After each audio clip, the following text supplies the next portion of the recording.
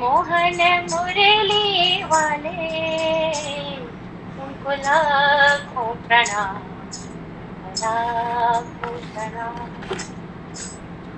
द्रुपद सुता का चीर बढ़ाया, द्रुपद सुता का चीर बढ़ाया, दुर्योधन का गर्व मिटाया, दुर्योधन का गर्व मिटाया।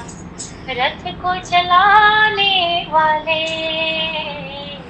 उनको लाखों प्रणाम, तुमको लाखों प्रणाम, तुमको लाखों प्रणाम, तुमको लाखों प्रणाम। मोहन मुरली वाले उनको लाखों प्रणाम, तुमको लाखों प्रणाम, तुमको लाखों प्रणाम, लाखों प्रणाम।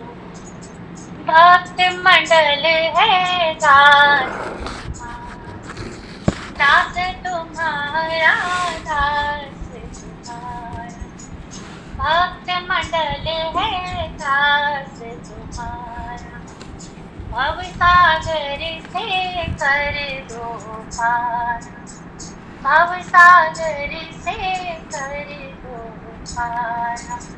बिगड़ी बनाने वाले, बिगड़ी बनाने वाले तुमको लाखों प्रणाम, लाखों प्रणाम, तुमको लाखों प्रणाम, लाखों प्रणाम। मोहन मुरली वाले, मोहन मुरली वाले तुमको लाखों प्रणाम, लाखों प्रणाम। धेनु चराने वाले तुमको लाखों प्रणाम, लाखों प्रणाम। गिरवर उठाने वाले, गिरवर उठाने वाले तुमको लाखों प्रणाम, लाखों प्रणाम। ओ तुम हो बोले भाले, तुमको लाखों प्रणाम, लाखों प्रणाम, लाखों प्रणाम, लाखों प्रणाम। मोहन मुरली वाले, मोहन मुरली वाले तुमको लाखों प्रणाम, लाखों प्रणाम। बिगड़ी बनाने वाले, मुरली बजाने वाले तुमको लाखों प्रणाम, लाखों प्रणाम, तुमको लाखों प्रणाम, लाखों प्रणाम। मोहन मुरली वाले, मोहन मुरली वाले तुमको लाखों प्रणाम, लाखों प्रणाम, तुमको लाखों प्रणाम, प्रभु लाखों प्रणाम, प्रभु को लाखों प्रणाम, तुमको लाखों प्रणाम। मोहन मुरली वाले, मोहन मुरली वाले तुमको लाखों प्रणाम, लाखों प्रणाम, लाखों प्रणाम।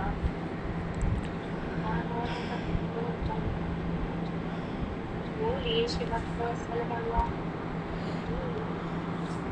श्याम सुंदर भगवान।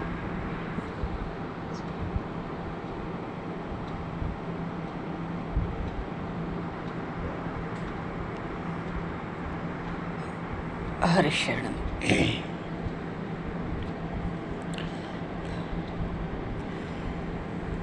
बोली श्रादे कृष्णचंद्र भगवान की जय, श्यावर रामचंद्र भगवान की जय, श्री शंकर भगवान की, श्री बांके बिहारीलाल की जय। वृंदावन प्रेम धाम की जय, अयोध्या धाम की जय।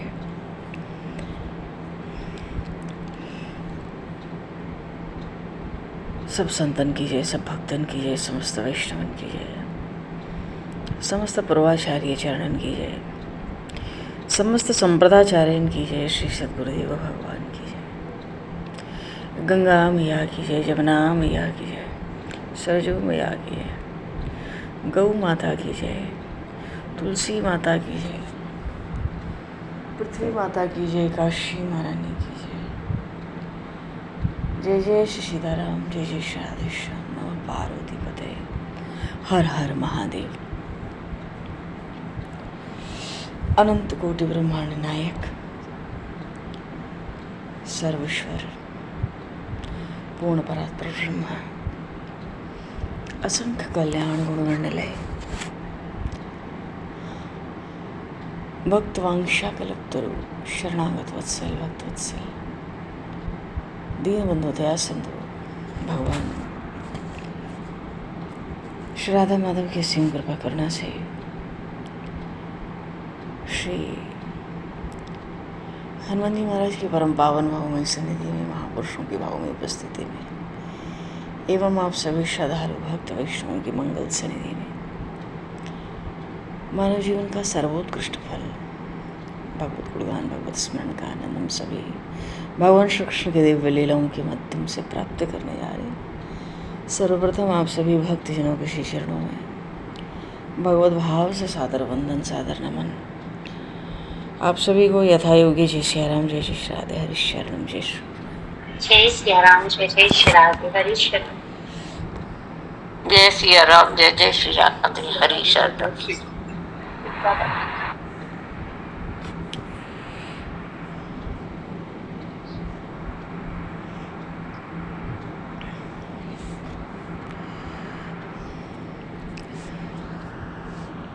वंशी विभूषितकरान्नवनीरदाभात् पीताम्बरादरुणबिम्बफलाधरोष्ठात् पूर्णेन्दुसुन्दरमुखादरविन्दनेत्रात् कृष्णात् परं किमपि तत्त्वमहं न जाने, कृष्णात् परं किमपि तत्त्वमहं न जाने।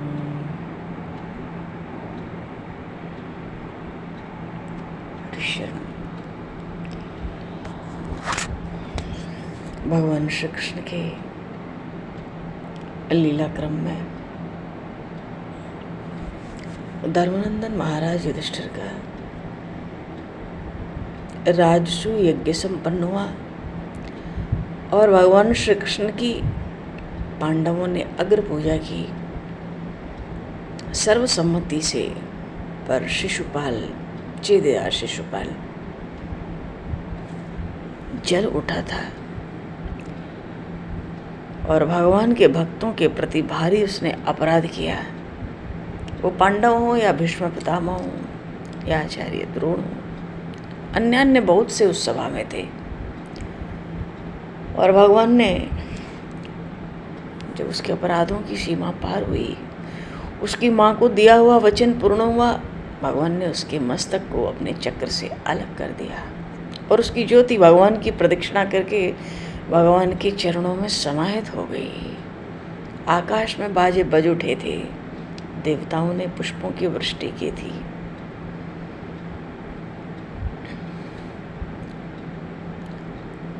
पर शिशुपाल का वध हुआ। दंतवक्र तो भाग निकला, भी इसका नंबर आगे आएगा। और जब राजसूय यज्ञ संपन्न हुआ, महाराज युधिष्ठिर पांडवों के साथ सब राजा, बहुत दूर दूर से राजा आए थे, सबकी विदाई होने लगी, लेकिन शंख नहीं बजा। विदाई की तैयारी होने लगी पर शंख नहीं बजा। धीरे से आके महाराज युधिष्ठिर भगवान श्री कृष्ण कहते हैं, हे केशव, आपने वो शंख रखा था, आपने कहा था यज्ञ की पूर्णता पर शंख बजेगा, शंख नहीं बजा। भगवान श्री कृष्ण ने पांडवों के मध्य में महाराज युधिष्ठिर से कहा, महाराज लाखों लाखों लोगों को रोज आपने भोजन कराया जब तक यज्ञ चला, अनुष्ठान चला, और निश्चित रूप से अभी किसी रसवंत भक्त ने भोजन नहीं किया। यदि किसी रसवंत भक्त ने भोजन किया होता तो शंख बज उठा होता।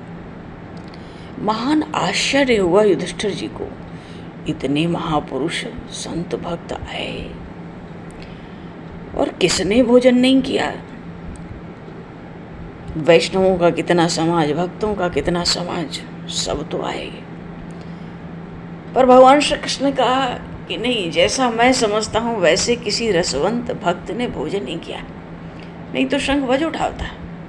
आपके यज्ञ की पूर्णता हो गई होती उस शंख से। महान आश्चर्य है पांडवों को। युधिष्ठिर जी ने तुरंत पूछा, हे केशव, आप ही हमारे संकट के मित्र हैं, कृपा करके आप ही बतावें वो रसवंत भक्त कहाँ हैं जिनको भोजन करना चाहिए था। भगवान ने कहा, आपके ही राज्य में। चौंक गए पांडव। इंद्रप्रस्थ में, वस्तुतः हस्तिनापुर और इंद्रप्रस्थ में दूरी थी, 15-20 मील की भी दूरी हो सकती है। हस्तिनापुर का हिस्सा नहीं था ठीक से वो इंद्रप्रस्थ, एकदम बाहर जो जंगल की जगह होती है, ऐसा खांडव बन दिया था धृतराष्ट्र ने पांडवों को। द्रौपदी के आने के बाद महारानी द्रौपदी, अब तो वो महारानी हो गई। क्यों? अरे युधिष्ठिर जी ने राजसूय यज्ञ संपन्न किया है, वो चक्रवर्ती सम्राट हो गए और द्रौपदी जी तो महारानी हो गई है। तो हाँ, पांडवों ने पूछा, प्रभु आप ही बताएं। प्रभु ने कहा, आप ही के राज्य में। हैरान हो गए, तो महाराज हमारे राज्य में और भोजन नहीं किया, ये तो असंभव जैसी बात है। भगवान श्री कृष्ण ने क्या भोजन, भगवान ने कहा भोजन तो किया है, पर जैसा भोजन कराना चाहिए वैसा तो नहीं कराया उनको। बड़ा आश्चर्य हो रहा है, मानो भीड़ में आकर भोजन करके चले गए। प्रभु ने कहा वो भीड़ में भी आकर भोजन नहीं कर पाए।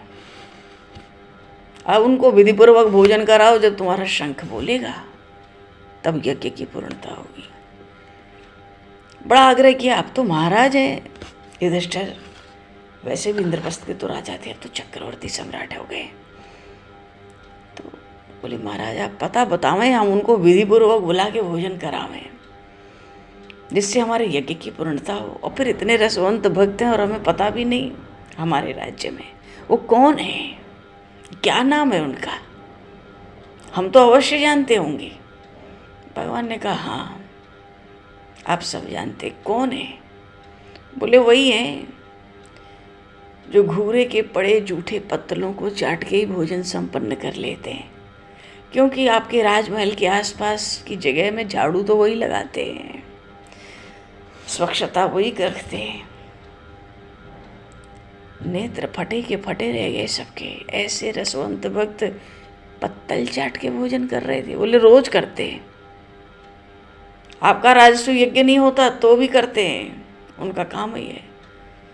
पांडव समझ गए, पर भगवान ने उनके नाम की पुष्टि की, स्वपच वाल्मीकि। एक वाल्मीकि जी थे, उनका शरीर ब्राह्मण घर का था, जिन्होंने रामायण की रचना की। महर्षि वाल्मीकि चित्रकूट में वास करते थे। और दूसरे वाल्मीकि भक्त ये हैं, पर इनका नाम है स्वपच वाल्मीकि। स्वपच का अर्थ होता है चांडाल। जाति के चांडाल थे तो झाड़ू लगाएंगे ही, तो चांडाल को क्या कोई बैठा के भोजन कराएगा? जो पत्तलें पड़ती वहीं पाल लेते, या कभी कोई बचा कुचा दे देता वो पा लेते। और कहते ही नहीं, ऐसे रसवंत भक्त थे, कहते कहाँ थे, उनको आवश्यकता क्या है।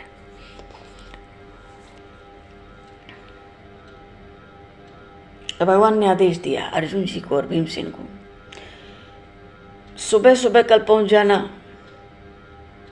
जो भंगियों का इलाका है, बस्ती है उधर, वही उनका घर है। रामायुध अंकित ग्रह शोभा बरने न जाए।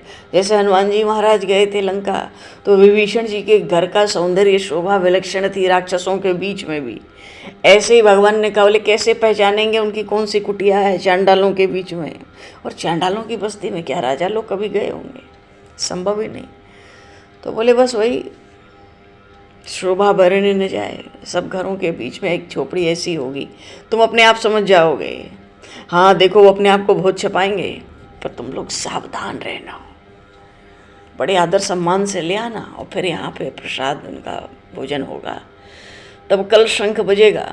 और महारानी द्रौपदी को प्रभु ने संकेत किया, आप तो महारानी हैं, आपके तो हाथों में रसोई का बड़ा कौशल है, जितना कौशल है सब प्रकट कर देना सुबह, सब धन्य धन्य हो जाएगा।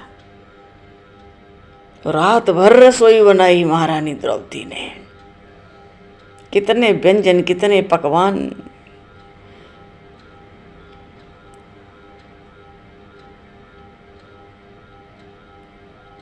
रात भर रसोई हुई आनंद में। सुबह पहुंचे अर्जुन जी और भीमसेन जी, और देखा तो ऐसी कुटिया मिली, रामायुध अंकित घर शोभा बरने न जाए। वही तुलसी, वही भगवान के आयुधों का चिन्ह है। शंख चक्र, धनुष बाण नहीं, शंख चक्र। तो बैठे कैसे थे स्वपच वाल्मीकि जी? पीठ तो थी दरवाजे की तरफ, प्रवेश द्वार की ओर, और मुख था भीतर की ओर। भगवान नाम के आनंद में बैठे थे, प्रभु के ध्यान में बैठे थे। आए पीछे से, जब आए तो दंडवत लगाई, पता नहीं पड़ी स्वपच वाल्मीकि जी को। परिक्रमा लगाने लगे कुटिया की भीमसेन जी और अर्जुन जी। मालूम पड़ा कोई है क्या। उठ के नेत्र खोले, जैसे ही नेत्र खोले तो उन दोनों भाइयों ने दंडवत प्रणाम किया। महान आश्चर्य, व्याकुल हो गए। अरे ये तो राजा हैं, हम तो इनके द्वार की, राजभवन की बुहारी करने वाले, वो भी बाहर की। स्वपच वाल्मीकि जी ने भी दंडवत लगाई। सब एक दूसरे को बार बार दंडवत लगा रहे हैं। वाल्मीकि जी ने कहा महाराज आप ये क्या करते हैं, और ये भंगियों की बस्ती में आप कहाँ आए, आपको कहाँ जाना है, अब मैं उचित स्थान पर पहुंचा दूं। भीमसेन जी ने कहा पहले तो आप हमारे प्रणाम को स्वीकार करें, और हम कहीं गलत स्थान पर नहीं आए, हमें जहाँ लक्षित था आना हम तो वहीं आए। तो आदेश करें। आदेश नहीं, हम बड़ा भारी आग्रह लेकर आए हैं कि बड़े आदर से आप राजभवन में आज भोजन के लिए पधारे। महान आश्चर्य, पता तो था भगवान श्री कृष्ण इन्हीं के साथ हैं आजकल बहुत समय से। लगता है प्रभु ने भेद खोल दिया है कुछ, नहीं तो जब से ये बसे तब से मैं यहाँ झाड़ू बहार कर रहा हूँ। बहुत बहाने बनाए वाल्मीकि जी, स्वपच वाल्मीकि जी, पर दोनों भाइयों ने एक नहीं सुनी। पर आग्रह आदर इन्हीं शब्दों का बराबर चयन करते रहे, प्रयोग करते रहे। मानो इतनी सावधानी है कि जरा भी कोई भक्त वैष्णव अपराध न बने, किसी तरह इनको घर ले जाया जाए। वो समझ गए अब तो कुछ कर नहीं सकते ज़्यादा, राजा हैं। तो ठीक है आप चलिए, हम आ जाएंगे। नहीं नहीं अभी साथ चलना है, रथ में बैठ के चलना है। चल पड़े, कुछ नहीं बोले, चल पड़े। और रथ राजद्वार पे रुका, तो ये भी उतरे, सब उतरे, ये भी उतरे। तो दोनों भाई तो भीतर गए, पर ये बाहर ही खड़े रहे, राजद्वार पर ही खड़े रहे। भगवान ने पूछा कहाँ है वाल्मीकि जी? दोनों भाइयों ने कहा राजद्वार पर खड़े हैं रथ के साथ, आ गए, हम उनको लिवा लाए। प्रभु ने कहा अच्छा, हमको सबको भोजन करना है तो भीतर करना है राजभवन के अंदर, उनको राजद्वार पे खड़ा कर दिया, लिवा लाओ आदर से। और सब गए बड़े आदर से लिवा लेने। प्रभु को देखकर पहले तो मुस्कुरा गए धीरे से। महर्षि तो नहीं है, स्वपच वाल्मीकि। और थोड़ी सी मानो कुछ नाराज़गी भी व्यक्त करना चाहते, मानो भेद खोल दिया। सब भीतर बड़े आदर से ले आए और महारानी द्रौपदी ने खूब पकवान बनाए थे, क्या पूछना है, रात भर पकवान बने थे। खूब प्रेम से उनको जिमाया, आसन लगा के आचमन करा के खूब प्रेम से जिमाया। और जब जिमाया तो कैसे खाए स्वपच वाल्मीकि जी। पत्तल लगाई हुई थी, बहुत तरह के व्यंजन पड़ने लगे। अब तो कुछ मीठे, कुछ खट्टे, कुछ चिरपरे, कुछ चाटने वाले, कुछ चूसने वाले, कुछ चबाने वाले, कुछ कसेले, बहुत तरह के व्यंजन, बहुत तरह की रसोई। क्या क्या खाएंगे वो रसवंत भक्त हैं, क्या क्या खाएंगे। उन्होंने सबको जब पूरा आ गया थोड़ा थोड़ा जो उनको परसना था सबको। अच्छा, महारानी द्रौपदी के भीतर बात तो थी, खाएंगे तो कहेंगे कि हाँ भाई किसने रसोई बनाई है। इतने आनंद से प्रेम से बनाया था, भाव से उन्होंने प्रभु के कहने से। पर भैया ये क्या कहेंगे, इन्होंने तो सारा जब पड़ गया तो एक साथ सबको लपेट लिया और पाने लगे। भोग लगा लिया मन से भगवान का और पाने लगे। और प्रभु वही हैं, सब पांडव वही हैं। द्रौपदी जी को बहुत दुख हुआ, बड़ा भारी दुख हुआ। क्यों इतनी रसोई बनाई, अरे कोई ये तो कहता कि ये चीज़ बढ़िया थी, ये ऐसी थी वैसी थी, और इनको कोई स्वाद है नहीं। भाव एक क्षण को भीतर आ गया है तो चंडाली क्या जाने खाना पीना। अब भाई मीठा तीखा चिरफरा खट्टा कसेला सब एक ही साथ मिल गया, वो क्या स्वाद बताएगा कोई किसी चीज़ का। तो जैसे ही पहला ग्रास मुंह में डाला था स्वपच वाल्मीकि जी ने शंख बोल उठा था, लेकिन जैसे ही दूसरा ग्रास डाला और महारानी द्रौपदी के भीतर ये भाव आया कि हैं तो चंडाली स्वपच ही हैं, इनको क्या पता स्वाद का। रात भर जग के तो हमने रसोई करी, इन्होंने ऐसे लपेट दिया। देख के ही मालूम पड़ रहा है कभी खाए नहीं, खाने का कोई सबूत जानते नहीं। शंख का बोलना बंद हो गया। पहले तो बहुत गदगद हो गए थे महाराज युधिष्ठिर सब पांडव, शंख बोल पड़ा, लेकिन दूसरे ग्रास के जाते जाते जब शंख बंद हो गया, अब तो बहुत व्याकुल हो गए, हे केशव ये क्यों बंद हो गया। भगवान ने कहा ये महारानी द्रौपदी बताएंगी क्यों बंद हो गया। समझ गई द्रौपदी जी। उन्होंने कहा हमने तो रात भर इतनी भाव से, प्रेम से, श्रद्धा से परिश्रम भी किया, ये सोच के कि जो पाएगा वो कहेगा कि हाँ भाई कुछ रसोई भई है। इनको तो कुछ है ही नहीं, स्वाद बात कुछ पता ही, तो सब एक साथ लपेट लिए। यही बात मेरे भीतर आई थी, मुझे लगा है तो स्वपच ही। तो महारानी द्रौपदी से भगवान श्री कृष्ण ने कहा आप ही पूछो इनसे, वाल्मीकि जी से, कि भाई हमने इतनी बढ़िया रसोई करी, आपने कुछ भी स्वाद नहीं पाया उसका। भगवान श्री कृष्ण ने कहा ये कहती हैं कि इतना रसोई किया है, आप किसी चीज़ का स्वाद तो बताओ कैसा है, रसोई कैसी भई है। स्वपच वाल्मीकि जी ने द्रौपदी जी की ओर थोड़ा देख कर कहा, झुकी नज़र से, मैं तो प्रभु को भोग लगाकर प्रसाद पाता हूँ, स्वाद इसका मेरे प्रभु को जाता है, जीवन निर्वाह मेरा होता है। महारानी द्रौपदी के नेत्रों में जल भर आया, पांडवों के नेत्रों में जल भर आया। कैसे रसिक भक्त हैं, स्वाद लेते ही नहीं, केवल निर्वाह करते हैं। तो भोग तो पहले लगाया और लपेटा बाद में, अपना निर्वाह हो जाए और प्रभु उसका स्वाद ले ले। बोलिए श्री भक्त वत्सल भगवान की जय, श्री स्वपच वाल्मीकि जी महाराज की जय।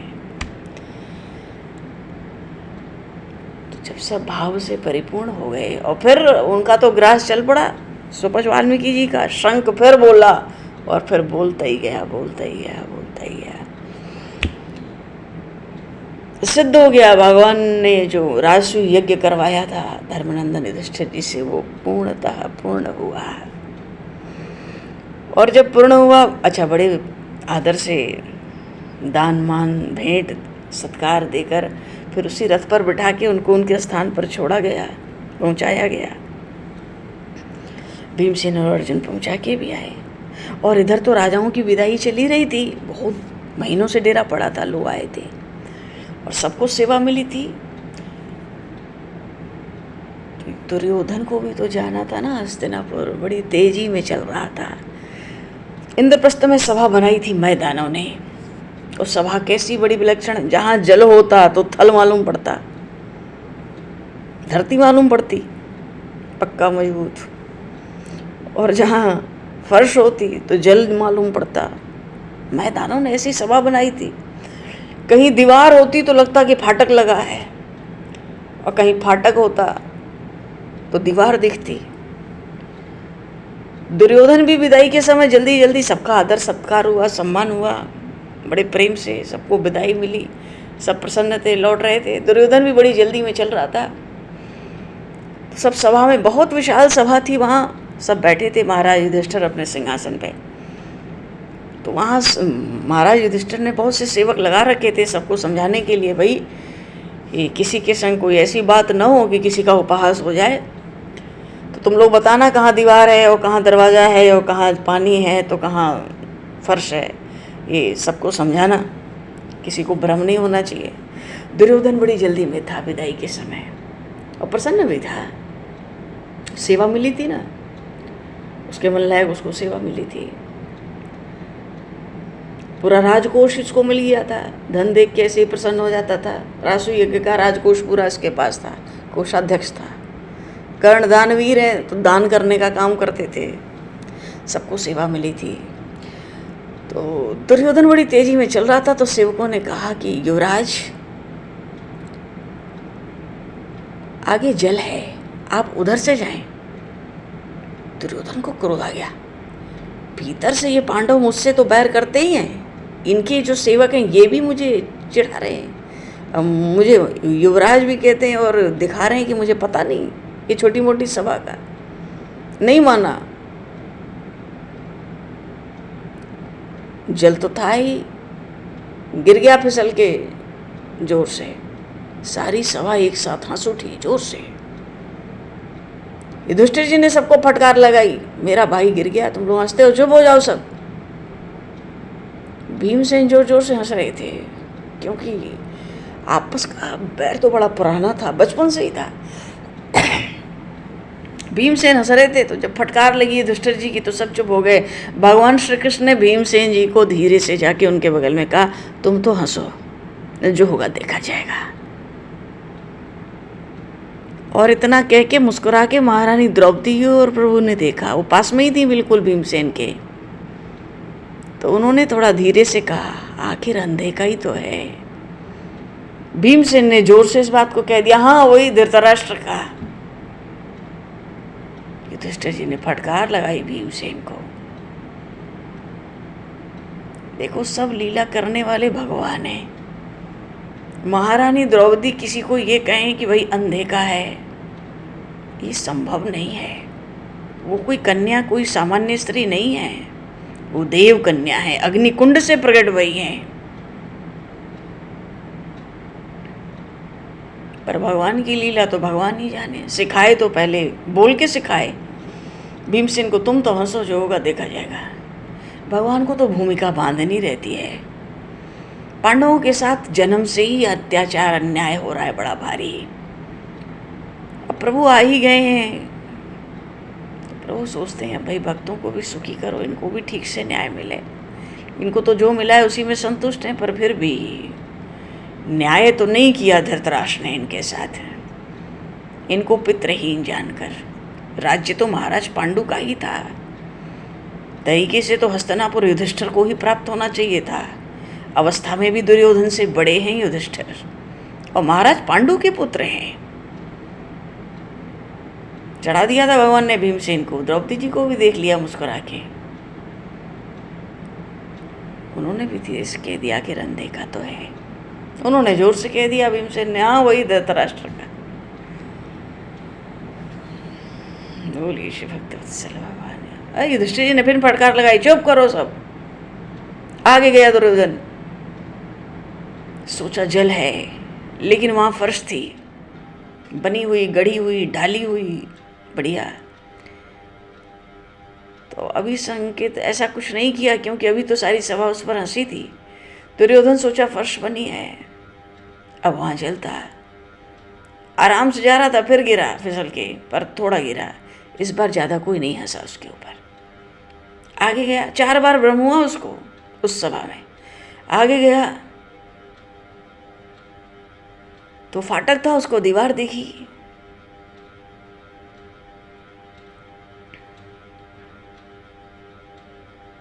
नहीं, दीवार थी तो फाटक दिखा उसको पहले। तो फाटक देखा तो जाके धक्का मारने लगा। दीवार तो गिरी नहीं, थोड़ी चोट और लगी।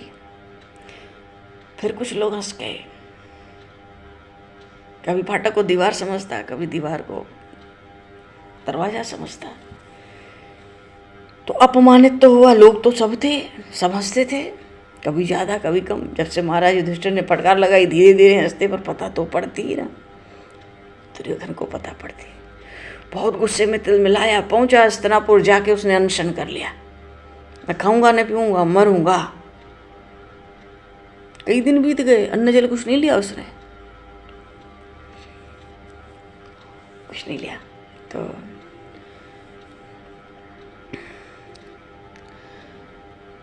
सेवकों ने जाके धृतराष्ट्र को कहा, महाराज आपके बड़े युवराज, ज्येष्ठ युवराज अनशन पर हैं, अन्न जल सब त्याग रखा है, कई दिन हो गए। धृतराष्ट्र सोचा, अरे क्या बात हो गई? बोले जाकर आप पता करें। धृतराष्ट्र पहुंचा, बड़ा भारी पुत्र मोह था उसको। पहुंचा, क्या बात है? बताया दुर्योधन ने कि मेरे साथ ऐसा ऐसा हुआ, और अब आप भी एक बड़ी सभा बनाओ। वैसी सभा तो नहीं बन सकती जो मैदानों ने बना दी उनके लिए, पर वैसी ही सभा बनाने का प्रयास करो।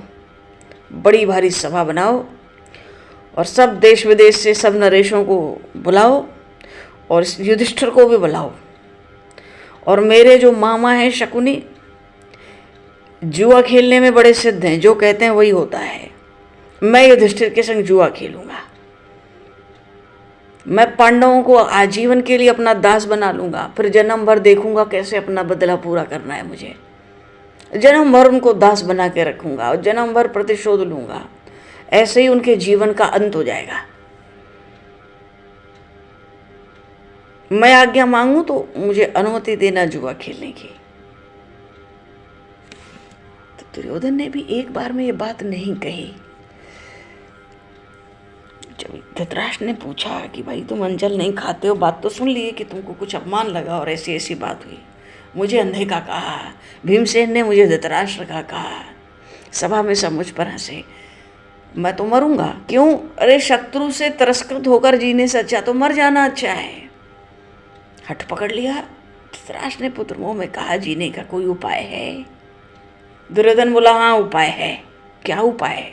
सभा बनवाओ, सबको बुलाओ, उद्घाटन करना उसका, उसी में सबको बुलाना, बड़ी भारी सभा बनेगी। ऐसी मायावी सभा बनाओ, भले वैसी न बन सके पर बनाओ, उसी बहाने सबको बुलाओ, निमंत्रण दो, और फिर उसमें जुआ खेलेंगे।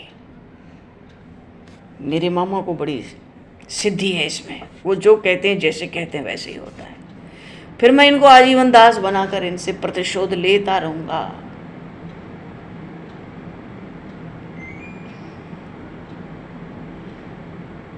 धृतराष्ट्र ने पुत्र मुंह में कहा, ऐसा ही करूंगा, तुम जीते रहो भाई, खाओ पियो चलो।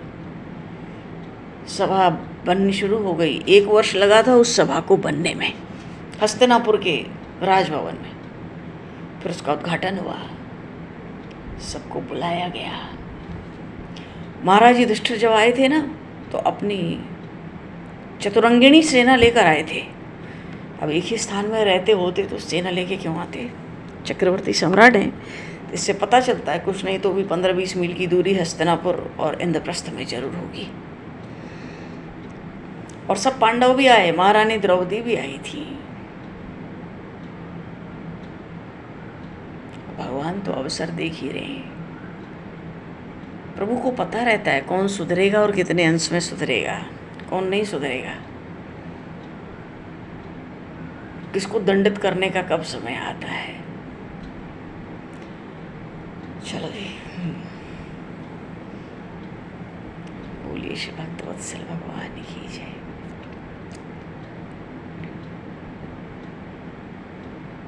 पर जब से राजसूय यज्ञ हुआ था, पांडवों के हृदय में बड़ी प्रसन्नता थी कि हमारे राज्य में स्वपच वाल्मीकि जी रहते हैं। भगवान ने अपने भक्त की, रसवंत भक्त की महिमा खूब बढ़ाई इंद्रप्रस्थ में, और शंख को बजवाकर, लगातार बजवाकर यज्ञ की पूर्णता भी, उस पूर्णता की भी घोषणा कर दी। और भगवान ने ये भी तो संकेत दे दिया होगा, भक्त है उसका जाति पाति से क्या लेना देना, भले वो स्वपच हैं। भगवान श्री राम ने माता शबरी को जब नवधा भक्ति का उपदेश दिया तो भगवान ने वहाँ कहा था, कह रघुपति सुन भामिनी पाता। भामिनी सुंदरी कह रहे हैं माता शबरी को, और ऐसा महापुरुष सुनाते हैं, हमारे पुराणों में लिखा है कि ऐसा कुरूप था माता शबरी का कि हिंसक पशु भी देख लेना तो डर जाता था एक बार को। उनको भगवान भामिनी कहते हैं, कह रघुपति सुन भामिनी पाता। मानो एक भगति करना था, मैं तो कोई एक भक्ति का ही नाता मानता हूँ। जाति पाति कुल धर्म बढ़ाई, धन बल परिजन गुण चतुराई। इस सब से मतलब नहीं है किसकी क्या जात, भक्त की क्या जात पात है, क्या कुल है, क्या धर्म है, क्या उसकी महिमा है, क्या योग्यता है, क्या धन है, क्या बल है, क्या परिवार है, कितना बुद्धिमान चतुर है। प्रभु कहते हैं हमें इससे मतलब नहीं, अपने को तो मानव एक भगति करना था। और भगतिहीन नर सो वही कैसा, बिनु जल बारिद देखिए जैसा। बादल तो घुमड़ के आम है और जल न बरसे, भक्ति से हीन मनुष्य तो ऐसा दिखता है।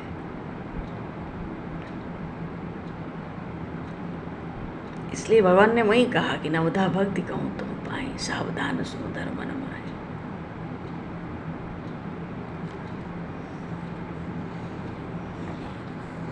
स्तुति करनी तो आ नहीं रही थी माता शबरी को। भगवान ने नवधा भक्ति सुना के कहा कि जिसके पास एक भी भक्ति हो स्नो में, सोई अतिशय प्रिय भामिनी मोरे। फिर भामिनी कहा, कहते हैं किसी के पास एक भी भक्ति हो, नवमहु एकहु जिनके होई, और नारी पुरुष सचराचर कोई भी हो, 9 में से एक भी भक्ति किसी में हो तो सोई अतिशय प्रिय भामिनी मोरे, वो मुझे अतिशय प्रिय है। और तुम्हारे अंदर सकल प्रकार भगत दृढ़ तोरे, तुम्हारे भीतर तो सब भक्ति है, 9 भक्ति है, दृढ़ता से है। जब भगवान ने ऐसा गुणगान, ऐसा बड़प्पन क्यों सुनाया माता शबरी को उनके मुख पर। भरत जी तो चित्रकूट में थे तो प्रभु संकोच करते थे कि छोटे भाई के सामने उसकी प्रशंसा कैसे करूं, चुप हो जाते थे। पर माता शबरी को इतनी प्रशंसा क्यों की? क्योंकि माता शबरी ने जब भगवान को आचमन कराया, चरण पखारे, आसन देकर बिठाया, बेर खवाए, तो हाथ जोड़कर खड़ी हुई, बड़े प्रेम से प्रभु का दर्शन करती हैं। पर कहती तो है ना कि कई विधि स्तुति करूं तुम्हारी। क्या स्तुति करूं? आपकी तो वेद भी स्तुति करते हैं, तो आज भी नीति नीति कर रहा, मैं क्या करूं? क्यों? मैं तो अधम जाति में जड़मति भारी, अधमते अधम अधम अति नारी, तिनमह मैं मति मंद अघारी। भगवान ने सोचा, प्रभु श्री राम ने, एक तो ऐसी अनन्य भक्ता है, ऊपर से केवल अपने लिए अधम अधम अधम अधम जड़मति जड़बुद्धि। इसलिए भगवान ने उन्हीं की प्रशंसा, वो तो स्तुति नहीं कर पाई, प्रभु ने नवधा भक्ति के माध्यम से उनका गुणगान कर दिया। कहा ना, एक भी जिसमें होगी वो मुझे अतिशय प्रिय है, और सकल प्रकार भक्ति दृढ़ तोरे, तुम में तो 9 प्रकार की भक्ति है शबरी, दृढ़ता से है।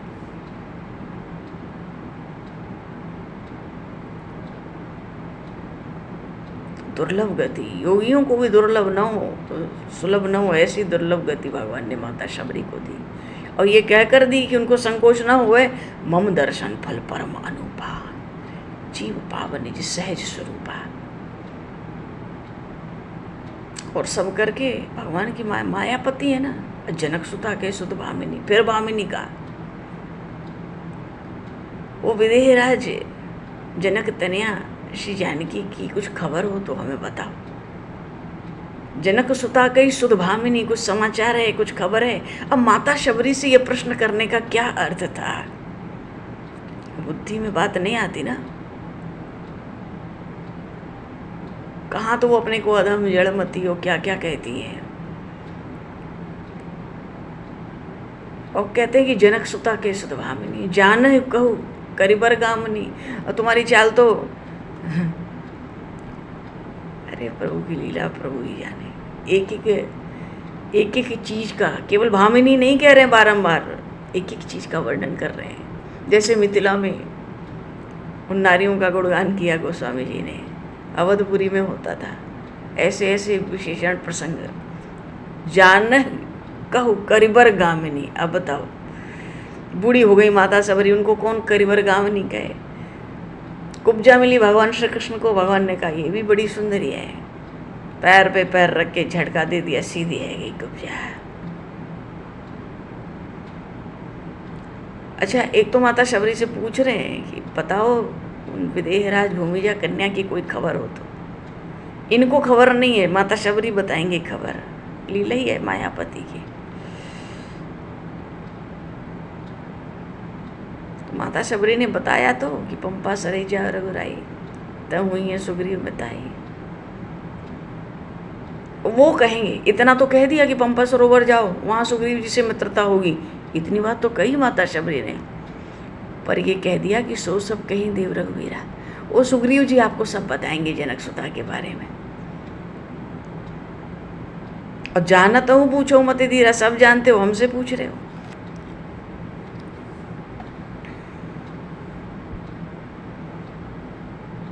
महर्षि अगस्त्य से भगवान ने पूछा था, आपको तो पता है मैं किस कारण से वन में आया हूँ, तो आप कोई ऐसा मंत्र बताओ जिससे वो ऋषियों महर्षियों का महान द्रोही रावण मारा जाए। रावण का नाम नहीं लिया, बाकी तो सब कह दिया।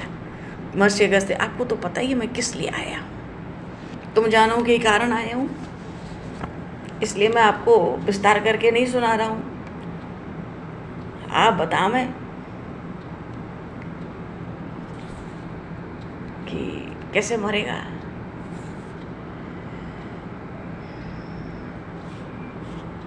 महर्षि अगस्त्य से प्रभु ने पूछा था।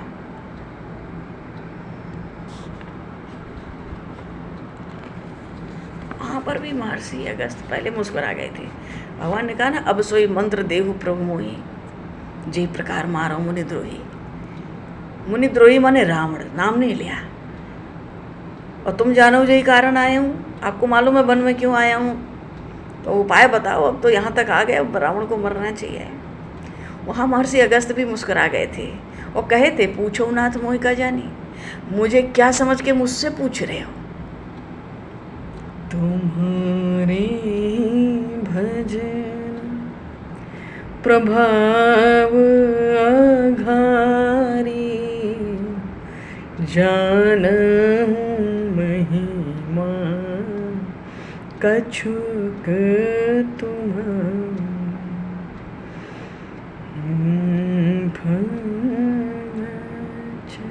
गूलर का पेड़ होता है, उसमें फल होता है। एक फल में न जाने कितने बीज होते हैं, जीव होते हैं, पर दूसरे फल के भीतर के अनेक जीवों को तो जानते नहीं। हर फल के अंदर उतने बीज होते हैं, कीड़े होते हैं।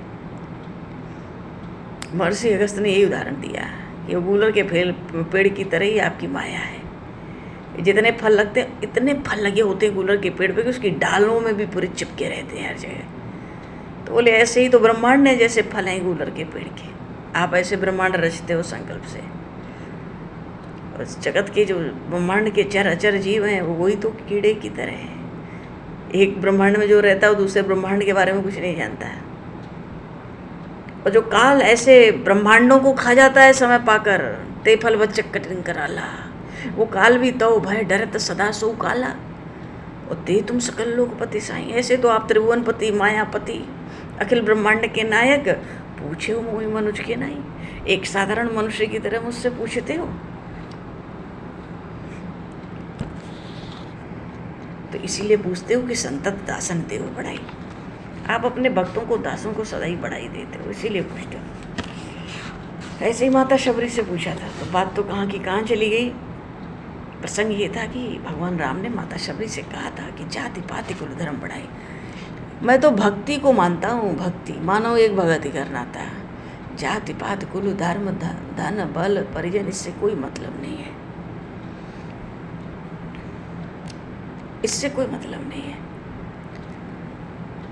ऐसे ही स्वपच वाल्मीकि जी चांडाल हैं जाति से, भगवान कहते हैं इससे क्या मतलब है। अरे चांडाल जब भगवान की अनन्य भक्ति करता है तो पुराणों में लिखा है वो ब्राह्मणों के लिए भी पूजनीय हो जाता है। ऐसे भगवान के अनन्य रसिक भक्तों का जो कहीं से स्पर्श भी कर ले वो तत्क्षण पवित्र हो जाता है। और ऐसे भक्तों का जो अपराध करे तो ध्रुव नरक मिलता है।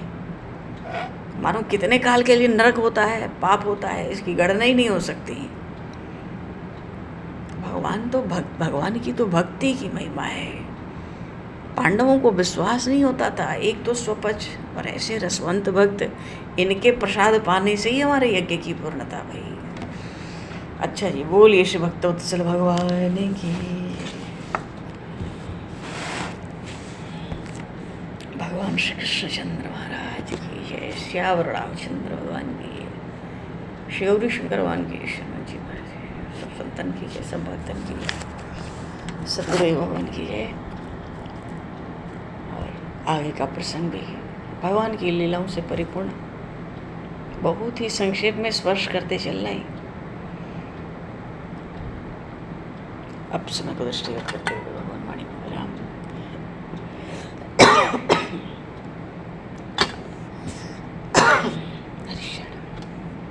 वाक्य पुष्पांजलि प्रभु के श्री चरणों में सादर समर्पित।